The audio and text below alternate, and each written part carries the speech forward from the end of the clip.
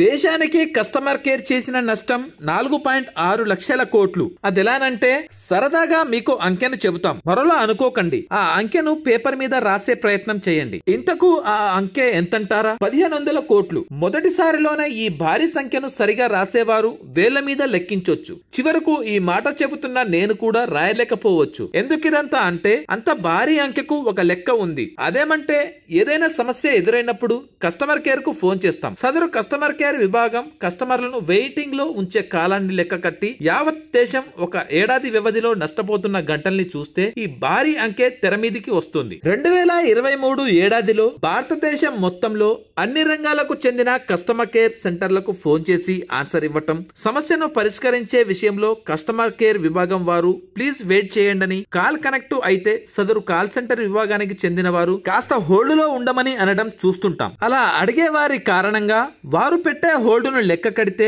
దేశవ్యాప్తంగా ప్రజలు 1500 కోట్ల గంటల్ని వేస్ట్ చేస్తున్నట్లుగా పేర్కొన్నారు. ఇన్ని భారీ పని గంటల్ని కోల్పోవడం కారణంగా భారతదేశ ఆర్థిక వ్యవస్థకు నష్టం వాటిల్లేలా చేసిందని చెప్పాలి. 1500 కోట్ల శ్రామిక శక్తి వల్ల కలిగిన ఆర్థిక నష్టం రూపాయలు 4.6 లక్షల కోట్లుగా లెక్క తేల్చేశారు. సర్వీస్ నౌ అనే సంస్థ తాజాగా విడుదల చేసిన నివేదికలో ఆసక్తికర అంశాల్ని వెల్లడించారు. 18 ఏళ్ల కంటే ఎక్కువ వయసున్న 4500 మంది భారతీయులపై ఈ సర్వేను నిర్వహించి రిపోర్ట్ సిద్ధం చేశారు. కస్టమర్ ఎక్స్పీరియన్స్ ఇంటెలిజెన్స్ రిపోర్టు 2024లో పేర్కొన్న కీలక అంశాల్ని చూస్తే 2023లో అన్ని కాల్ సెంటర్లు కలిపి 1500 కోట్ల గంటల పాటు కస్టమర్లను హోల్డ్ లో ఉంచారు. అలా వినియోగదారుల శ్రామిక శక్తి కారణంగా జరిగిన ఆర్థిక నష్టం రూపాయలు 4.6 లక్షల కోట్లు. కాల్ కనెక్ట్ కాకపోవడం వల్ల వెయిటింగ్ లో ఉన్నవారు 50% కంటే ఎక్కువే. తమ సమస్యల్ని 3 రోజుల్లో పరిష్కరించకుంటే 66% మంది ఇతర కంపెనీ సర్వీసుల్లోకి మారేందుకు సిద్ధం. కస్టమర్లకు అవసరమైన సర్వీసు పొందడంలో